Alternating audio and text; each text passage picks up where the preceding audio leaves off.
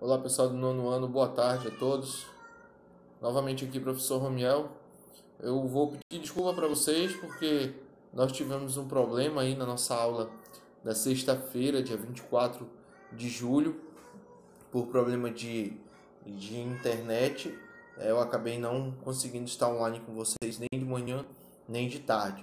Mas então preparei essa aula agora para vocês, justamente para ninguém sair prejudicado e a gente poder concluir o nosso assunto aí sobre as tribos indígenas da região amazônica. Então, como vocês sabem, na nossa aula de estudos amazônicos não há livro, então por isso mesmo eu sempre preparo um material e como nós estamos trabalhando de forma remota, eu preparei um material escaneado de um livro de geografia e estudos amazônicos que eu tenho. Esse livro vem aqui, ó, vou mostrar para vocês, tá?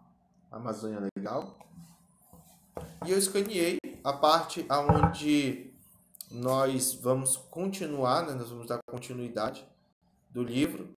E já tem a parte anterior, já foi disponibilizada no portal.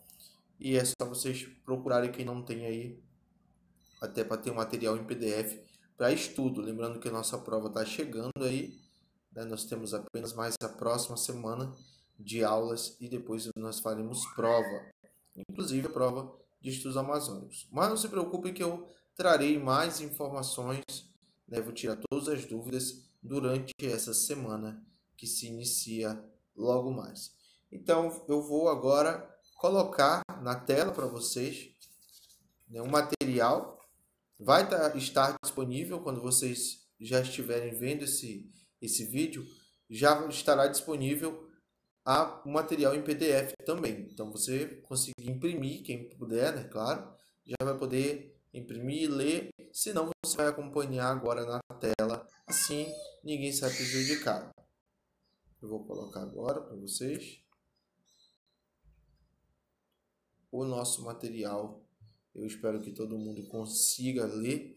Eu acho que eu vou até virar aqui, por enquanto, a tela, justamente para vocês terem uma visão mais ampla da leitura que a gente vai fazer a partir de agora. Acho que aqui está bom. Os povos indígenas da Amazônia Legal. Na aula anterior, nós falamos um pouquinho sobre a história dos povos indígenas, né, da chegada dos portugueses, e né, falamos um pouquinho também como foi o contato entre os portugueses e os indígenas brasileiros, mas hoje a gente vai realmente falar agora dos povos indígenas da Amazônia Legal atualmente, né? Então acompanhe a leitura aí que está na sua tela e vai ter um material disponibilizado também. Para garantir a preservação de grupos indígenas e sua identidade, foram criadas as chamadas terras indígenas, ou TIs, partindo-se dos processos de demarcação. Nessas terras, somente os indígenas podem trabalhar e dela tirar seu sustento, contando com a proteção do Estado.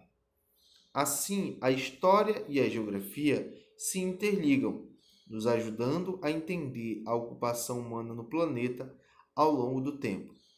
As terras que eram dos indígenas antes da chegada dos colonizadores europeus, hoje, para existirem, precisam ser demarcadas pelos não indígenas. Essas terras, segundo a Constituição de 1988, podem ser de ocupação tradicional, ou seja, habitadas por esses povos há muito tempo, ou terras reservadas, que são demarcadas para que grupos que já não estão mais em suas terras de origem possam reconstruir seu modo de vida e convivência. Dessa maneira, quem chega depois reconhece quem chegou primeiro como seus donos naturais. Bom, como a gente sabe, hoje há um predomínio da civilização, né? Vamos dizer assim, da sociedade dita civilizada, que são que é o povo brasileiro, já resultado de uma miscigenação cultural, uma miscigenação racial, uma mistura entre europeus, entre índios, entre africanos, várias etnias, que formam hoje o povo brasileiro. A maioria desse povo brasileiro é um povo dito civilizado, ou seja, que domina energia elétrica, né, que tem celulares, internet, carros, computadores e por aí vai. Então, hoje, cabe a esses povos ditos civilizados demarcarem as reservas indígenas. O governo demarca a terra e diz: nessa terra só quem pode viver é o índio. Só ele pode plantar, só ele pode cultivar. E é uma forma de se respeitar o direito do índio à terra, já que antes da chegada dos portugueses, esses indígenas já estavam aqui, já habitavam não só a Amazônia, mas como várias regiões do Brasil, praticamente todo o Brasil era habitado por tribos indígenas. Então, tem uma forma de demonstrar o respeito e respeitar o direito desse povo à sua terra. Vamos voltar lá para a leitura?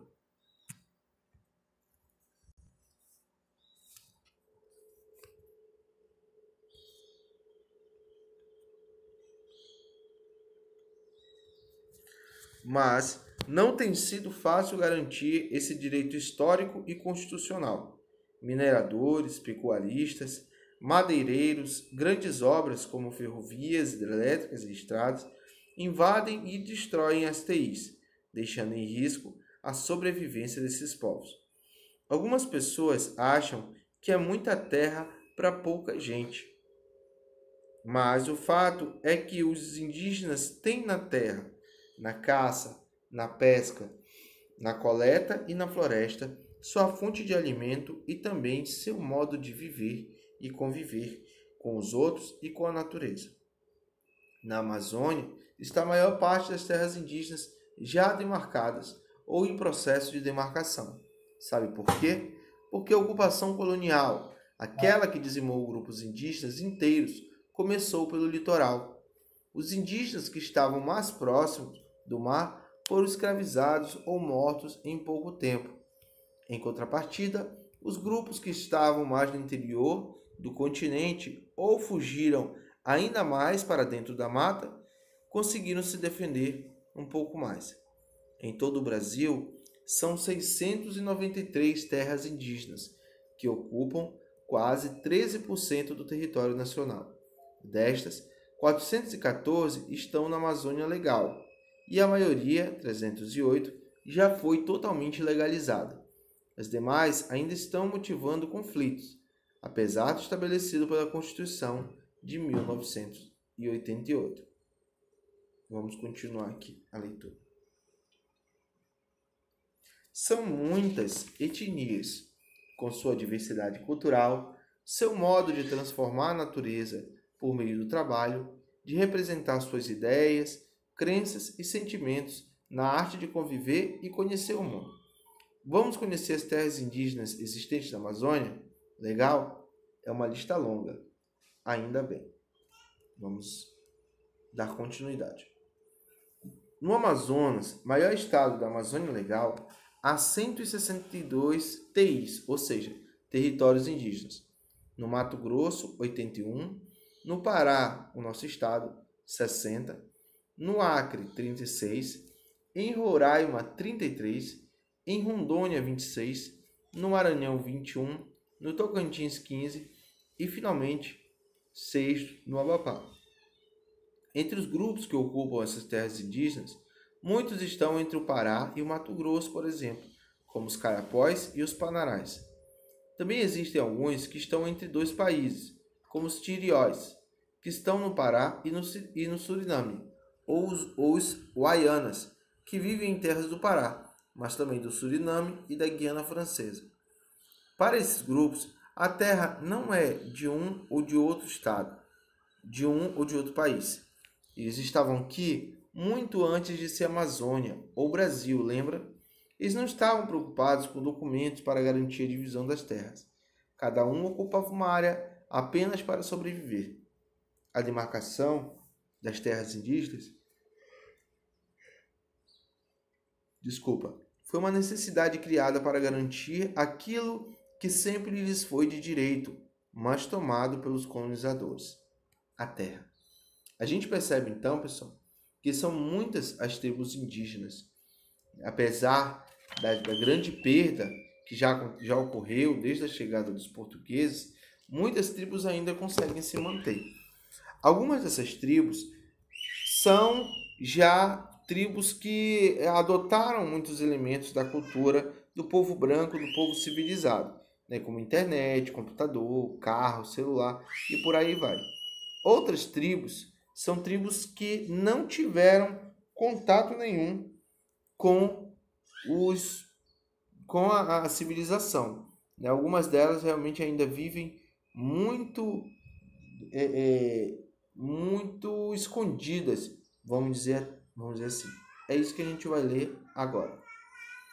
Indígenas que ainda não encontraram os não indígenas. Na Amazônia Legal, existem grupos indígenas que vivem isolados ou quase isolados dos outros povos. São eles, entre outros, os Cotinemo, dos Assurini, Mencragnote, dos Mencragnote e isolados Mengramari, cujas terras indígenas já foram legalizadas no Pará. Os isolados do Alto Tarauacá ou os isolados da cabeceira do rio Acre, Iaminauá, no Acre. Os Guajá, Capó e os Tembé, no Alto do Uriaçu, no Maranhão. Os Apiacá, Caiabe-Apiacá, Calabe, no Mato Grosso. Os Jamamade, no Amazonas. Os isolados do Tanaru, em Rondônia. Os isolados Carapaiuiana, em Roraima. Os pesquisadores indicam evidência de grupos indígenas que ainda não fizeram contato com os demais povos, mas não se sabe ao certo quem são, quantos são e como vivem. Todos esses contatos já feitos, ou por fazer, exigem cuidado, conhecimento e respeito. Com certeza, é preciso ter muito cuidado ao entrar em contato com esses povos indígenas, porque eles não conhecem, eles não sabem o que é civilização no sentido do progresso científico, industrial. Não há uma tecnologia nessas regiões. Eles vivem ainda praticamente como viviam os indígenas lá do período antes da chegada dos europeus. Vivem da terra, não sabem o que é dinheiro, não existe noção de valor, não existe o valioso, o mais valioso, o menos valioso. Tudo para eles é a terra, é a natureza. O que tem valor para eles não é ouro, não é moeda, não é dinheiro. O que tem valor para eles é a terra, é a natureza, é um rio, é uma mata, é o peixe, é a caça. É isso que eles valorizam e eles usam da terra apenas aquilo que é necessário para que eles sobrevivam. Não há ideia nessas terras, nesses povos mais isolados, não há ideia de riqueza, não há ideia de explorar a terra para ganhar dinheiro. A exploração da terra é apenas para a sobrevivência. Vamos avançar um pouco mais.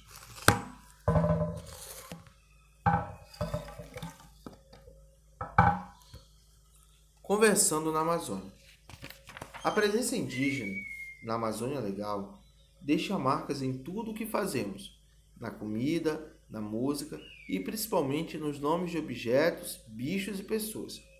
Nas sociedades indígenas, os curumins, crianças em Tupi-Guarani, recebiam nomes relacionados à natureza, e em muitas comunidades ainda é assim. Nomes como Jaci, Lua, Irupê, Vitória Régia, Iara, Senhora das Águas, Jataí, Abelha, e outros eram dados pelos mais velhos das tribos.